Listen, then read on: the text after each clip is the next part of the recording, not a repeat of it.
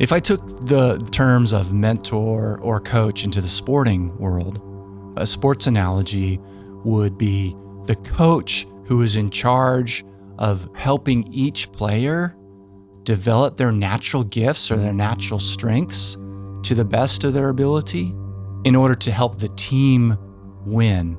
And a coach will be able to get you to work on your technique. In golf or a baseball pitcher, they're looking at motions. They'll video a throwing motion or a swing, and then they'll sit down with you and show you that video and in super slow-mo, and they can say, look, you're doing everything correct, but at this point, right before you release the ball, you see what your arm's doing right there?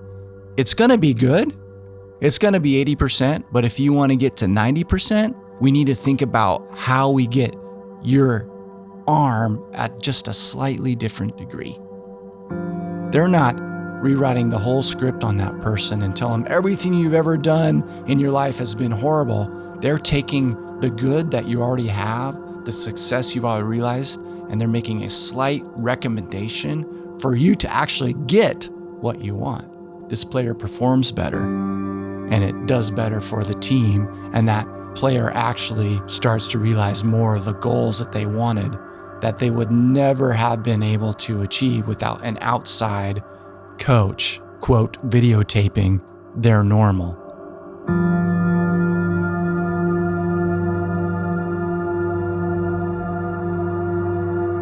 Just like an athlete needs a coach to observe what they're doing and give them tips to go to the next level, to the next point in their growth. Let's talk about musicians, or let's just say the entertainment industry. You have managers, you have agents, you have producers or record executives. And in the best case, those people are looking out for that person and trying to get them to be the best version of themselves or get what's inside of them out in a holistic, authentic way. And then even in industry or business, you have bosses. Some companies have mentorship or internship programs. And the whole goal of that is to get that employee or that person to be the best version of who they are, to give young leaders who maybe aren't yet leaders that could be if they learned a few key behaviors or could shortcut experience in a good way by learning from the mistakes and lessons of those that have gone before them.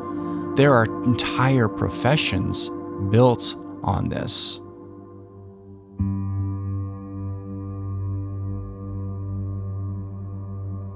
Those illustrations I've given, we're talking widely about a coach or a guide getting someone to perform.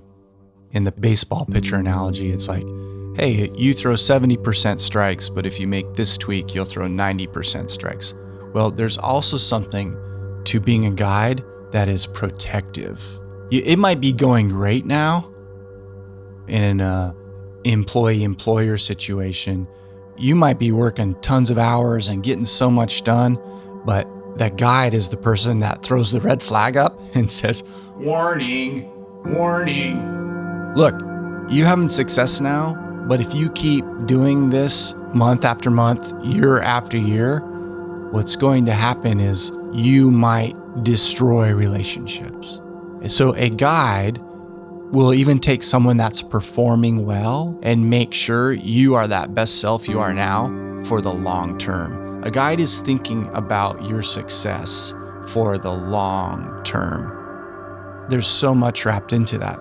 Emotional care, managing behaviors.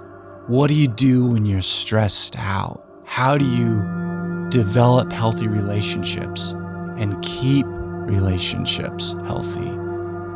What are you giving? What are you grateful for? What are the behaviors that if you did more often than not would sabotage your relationships and your dreams? And so we all need a guide that will help us ask or consider the right questions to make sure when we are on track to what we want and what we want to achieve, we're doing so in a way that is most beneficial for the long term.